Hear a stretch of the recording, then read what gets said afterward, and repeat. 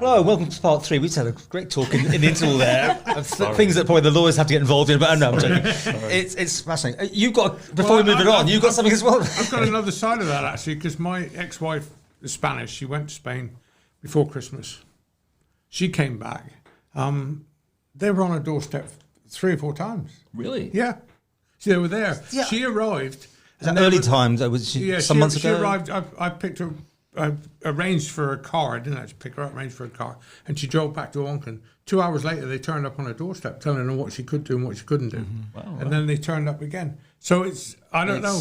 Yeah, well, I mean, I know people definitely see, but you've got so many cases there.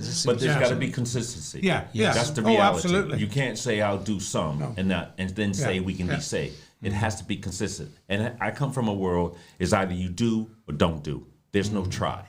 Well, the figure at the moment. You do it, don't do. Sorry, the figure at the moment that I saw today was it 465 convictions for breach of it, but that's since March last year. So you've got, how many, as you say, how many have got through, how many of them haven't, and you have the problem. You see, Guernsey. You mentioned about Guernsey. Guernsey's, from what I can make out, nobody's saying it's exactly it. What they think is they had a dance festival and they think it got in there.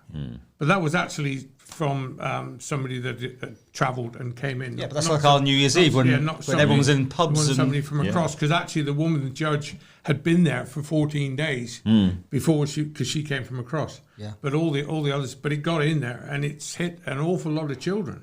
Yeah. They got this thing, it's only adults. It's not. They hit a lot of children. It's interesting. They haven't, by the way, found the strain out. We were waiting forever about the strain, which I kept asking about because I thought it was really important to find out where this.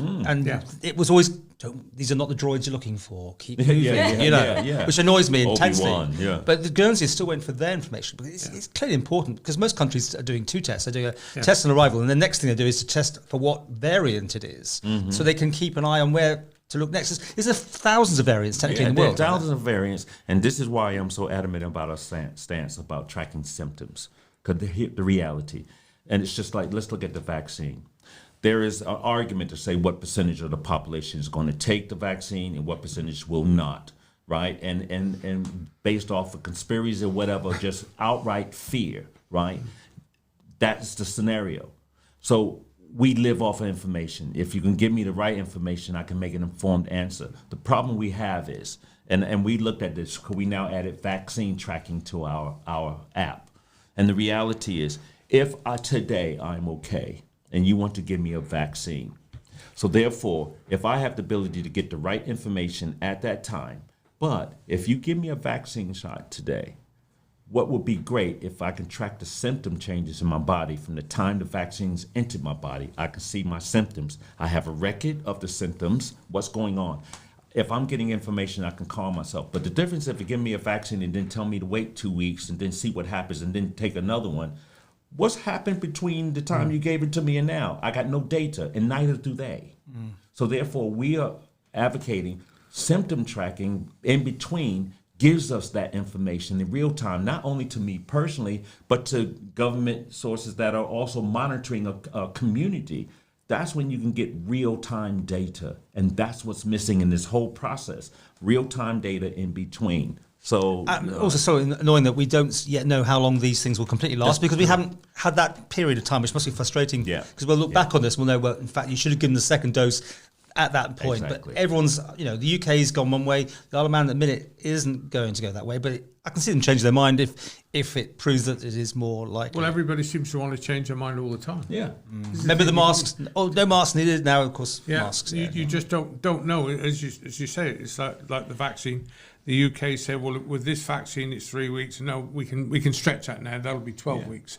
And from what I can find digging underneath, it's supply of vaccine is what's controlling that period of time.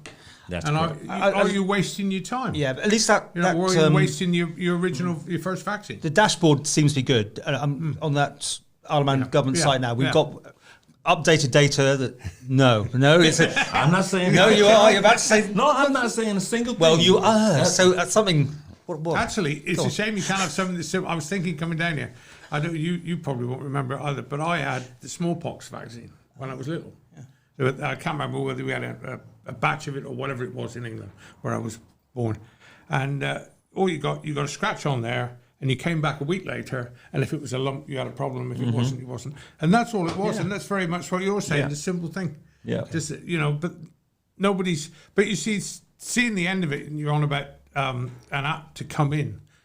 I totally agree, but they won't even bring in a passport thing that says you've been vaccinated. What's the problem? Gibraltar are producing their own, like a little driving license, saying that you've been vaccinated, you've had a vaccine. I've asked about that as well. I asked these questions. On the app, we've just built it.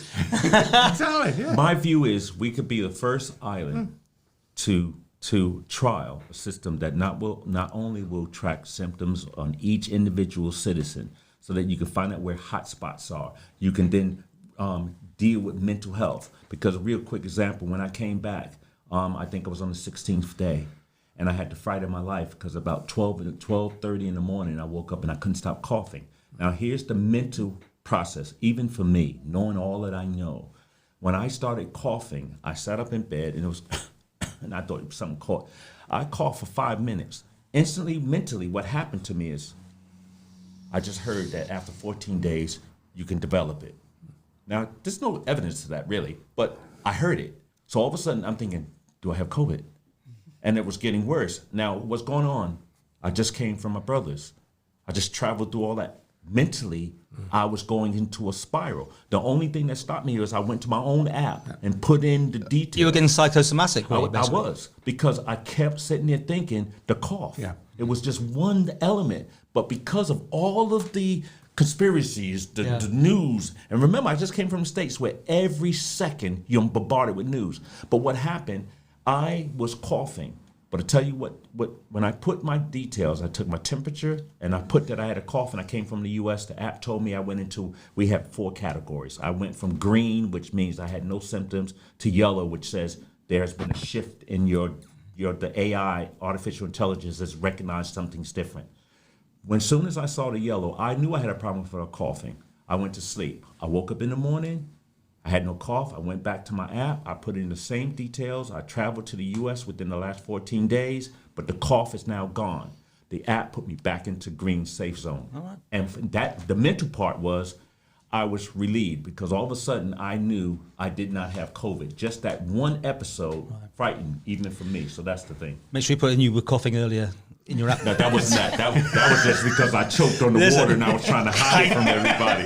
I thought I was better not be, because we can imagine us all being into isolation now. We'll go to your hotel. Exactly. Okay, look, to finish with, I want to do something that obviously a gentleman of colour, and you have to tell me how to handle this because I never know the right thing to say. But I want to know how it has been for you on the Isle of Man. How's it been for you together and that sort of thing, and the racism angle or what, if it is or not, because it's something that's different here in the Isle of Man, maybe to the UK, and I'm going to get in trouble. However, I put this. No, I understand. There's no good way of putting it. There's no good way. I don't know how to say it without upsetting people. It's fine. Just say it. Because, go on. Tell us about what's like. About that. When I first got here, that was the thing. I mean, I always use comedy to deal with stuff that's crazy in my life. But I don't know if you remember Superman 3 when Richard Pryor went to Smallville. Remember when he got off the bus and he looked at the shop and his head cocked to the side when he saw the clothes? And he was like, that was me when I first got here. I was like, and the first thing is, where are the black people at? You're laughing a little bit. I mean, really? Honestly, I walked down Strand Street, and So you were the one having the reaction, not other people. No, because that was right. So here was, I'm from New York. I had red suede shoes with I was styling, and I walked past Starbucks. The strangest thing, because now remember, I'm walking down, and I'm now judging this new place I'm coming to. So I'm looking beyond just, I'm a businessman come to Ireland. I'm like I say, where the black people at? I'm trying to find, brother. None of that. But what happened, guy ran out of Starbucks, tapped me on my shoulder and said, sorry to bother you, but I love your shoes. Honestly, and you know what, that process, and he was white. Yeah. That process put me at ease because I'm in defense mode, because I'm in a strange place. Mm-hmm. I don't see my kind. I don't know what's going on, and all of that stuff. And it must be for other foreigners that come here. It's that initial, I don't see my kind, and we want to go to pat. We need to do that. But the racism side, I've not felt it. I've not felt it at all. And I think that was one of the parts that started to make me feel like this is home for me right now. Now, it's not the people that I felt it from, because I can handle that. I've had that in business in the UK all my life, so I can deal with that, no problem. And I was ready for it on this small island, but it never happened. What's happened for me, culturally, there's nothing here on this island that fits. I'm looking for a West Indian restaurant, or I'm looking for music. That was tough. Because the pubs and things here, there just wasn't. And I mean, I was talking to my wife when I finally decided, because she has to be here 4 years as her plan for the guest house.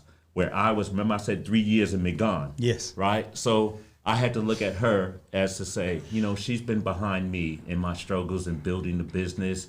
And so this is her dream. Whereas before, darling, you don't have to work. Don't worry about that. But this is what Sue wanted to do.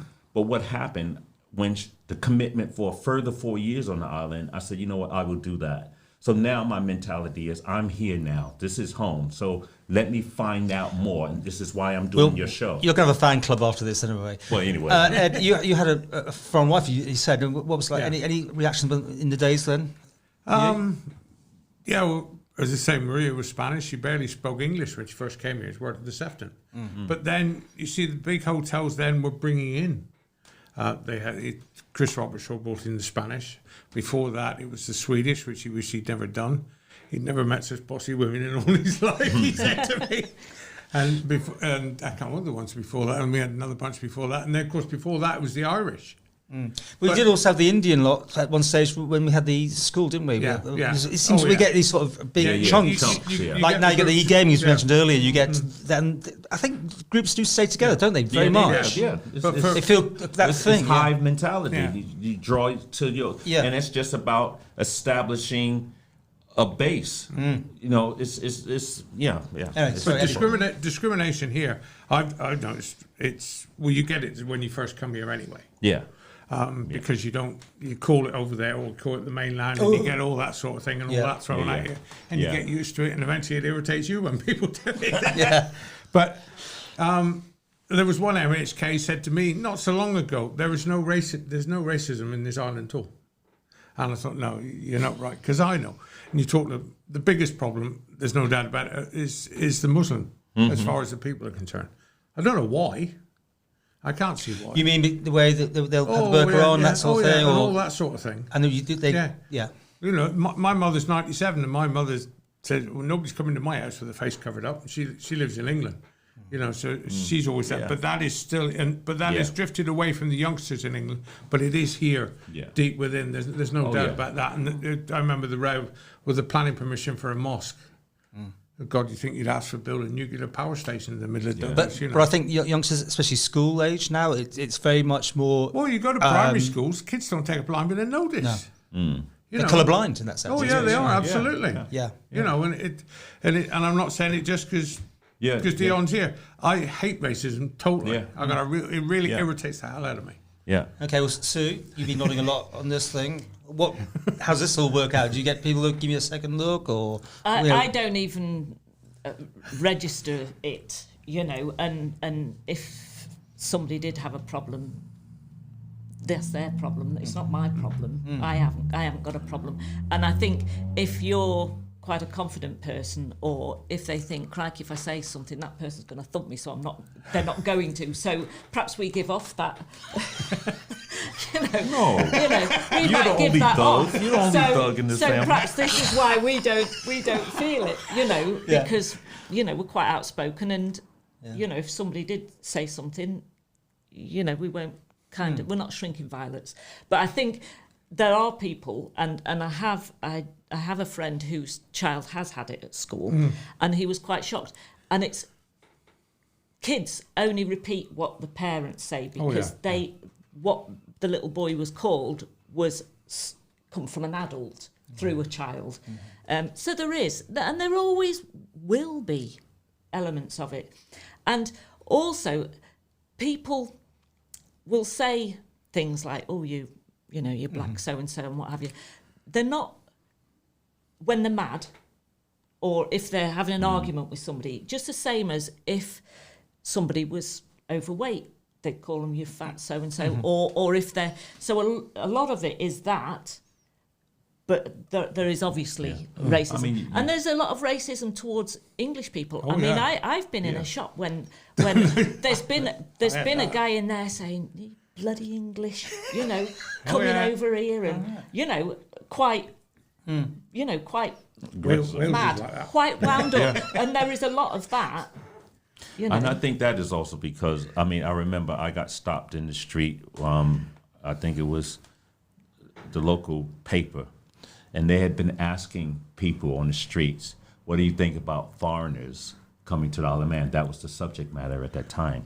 And they happened to stop me. And I knew the reporter who knew me. Oh. So she stopped me and she said, Dion, we've been asking Manx people this question. And she said, I just want your comment to that. I said, you know better than asking me. You really want my answer? And she said, yeah. And I'm not going to go through the whole thing. Did they print it? Did they use it? Yeah, they did. They put it in the paper. Okay. And the thing I said, the key point is we live on a small island, right? If these people that are coming here bring a wealth of cultural differences and positive to the island if you embrace it. Because if they didn't come over, if you didn't have all these different cultures, you wouldn't know about foods, you wouldn't know about anything else on a small island. Or because if it don't, I called it the third eye syndrome. Because it's just like that. Because these people bring new culture, new understanding, and growth. So instead of challenging these new people and these, colors, races, and religions and things like that, instead of embracing to understand where you can then grow, the island will grow. The mentality will grow instead of them versus us. Because it's like anyone who comes from anywhere else other than Manx is them against us. And that is the general feel. So it's not just about color. The first thing came with the whole Black Lives Matter thing. Did you take part in that over here? Did I personally take part? Yeah, did you go along for the No, and I didn't because, again, I have to wear a balance because of what I do. And I'm a business on the island, so I have to pick my battles to win the war. However, again, as you can imagine, I'm strong. I got a strong opinion. Do not touch me with that because, see, I come from New York. I lived in New York, which is a melting pot of all kinds of people. I've traveled the world. I've been to over 15 countries. I've seen things. So do not, and you don't live in my skin. You don't know what it's like when I walk into a room, especially inside business. But I don't look at it as because of my color, because I take that as an advantage because I've already got one advantage over you, right? That's how I twist it.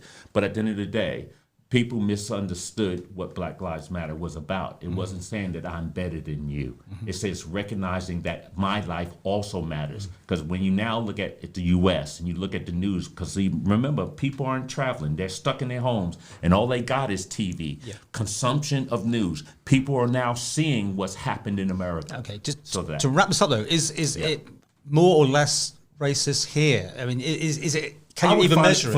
For me, it's less. I measure that in the fact of the impact on me. The things that I see, comments that are being made or not made. So for me here, I have not seen it. I think it's friendlier here. Sorry. I think people are really friendly here. Yeah. And when you go into Tesco's, it's such a diverse, in such a small area. Yeah. People from all over. And I think it's lovely. And I think if you're nice to people, they're nice back.